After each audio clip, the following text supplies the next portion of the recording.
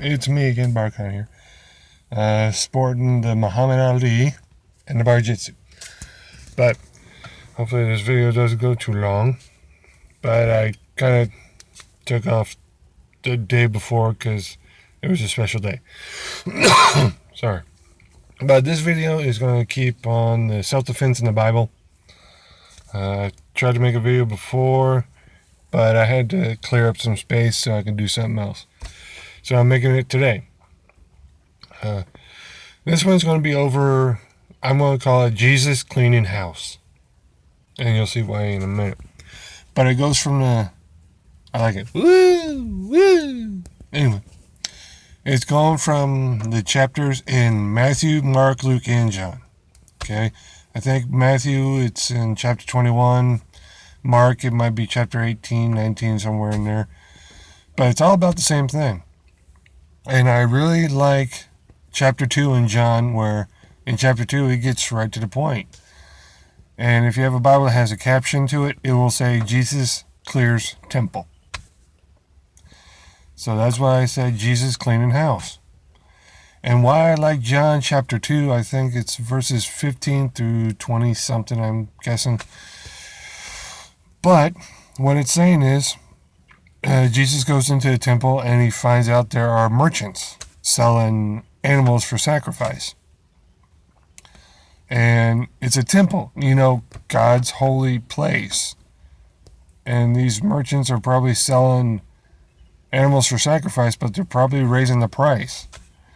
If, say, we go and buy a candy bar for $1.25, okay? It would be like them selling it for $3, but they're cheating us because it's originally $1.25, but they're charging $3. So I think that's what that is. They're raising the prices, but they're pocketing most of that money in their pocket without even giving it to the church, which at that time a Jewish temple is basically like a church. So when Jesus walks in Matthew, Mark, and Luke, it doesn't say this, but that's why I like John. But it says Jesus walks into the temple, sees this, and starts turning tables over. Well, if we're supposed to be like Christ, then why do we see Jesus doing this? I'll get into that in a minute. But in John chapter 2, I like it because it says Jesus walks into the temple and he makes a whip. A whip. I'm not like saying a whip and a nay-nay. I'm not saying that kind of whip. An actual whip. Kind of like a bullwhip, but he finds just string and he braids a whip together. And then he starts turning over tables, yelling, and telling everybody to get out of his temple. Now, why is that? I mean, he didn't use a gun because they didn't have guns back then. He didn't use a knife. He used a whip. Whips were used to herd cattle, and nowadays it's used to herd cattle. But also it could be a weapon. In the right hands and somebody that knows what they're doing, it can be a weapon, like Indiana Jones. But if people say we're supposed to be like Christ, but yet they're only quoting turn the other cheek and thou shalt not kill, if they're only quoting those two, then how can they miss this? And the reason is it was justifiable anger. I like Kelly McCann. He says rage with reason. I didn't get that at first, but now that I'm just going through that in my head, rage with reason. I guess most people say, I don't want to get into a fight because I'm just going to black out and who knows what's going to happen. If you black out and you kill somebody without having the legal right to kill them, you're done for. You're set up for murder and you're done. That's why I think he says rage with reason. Or if you want to get legalized, justifiable reason to do what you did. And at this point, I think Jesus had justifiable right to do what he did. And he knew he did, because he's God. He knew he had justifiable right to go into the temple, because it was his Father's house, and tell him to get out. Because what were they doing in the temple, which is God's holy place? Or nowadays in a church, if you saw people selling stuff in a church, but it's not going to either the donation or to help out, say, a band group.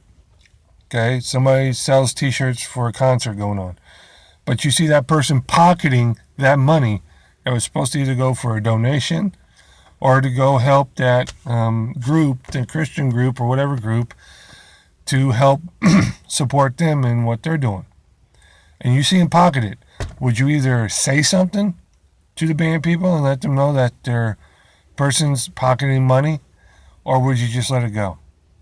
So that's why I said Jesus probably was justified in what he did, because he knew those guys were in his temple and they were doing wrong. Were they selling animals for Passover, for sacrifice? Yeah, which I'm pretty sure at that time was the right thing to do. But he knew what they were doing. They were pocketing money. They were cheating people in his temple. Basically, they were stealing from people in God's temple. So that's why I think Jesus had the justifiable right, or the rage with reason, to do what he did, turning over tables, telling people to get out of his temple, making a whip. And I don't think he hit anybody. I'm thinking he just probably cracked that sucker enough to where the noise would shock people and get them to run.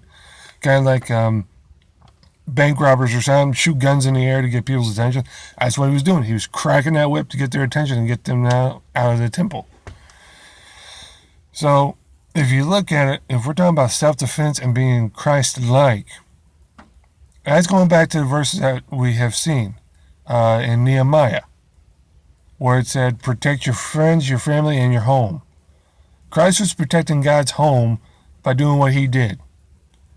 So I think that's where most of them kind of get confused, is be like Christ.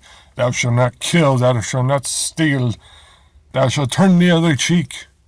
Yeah, okay, I get that. And we'll get into that later.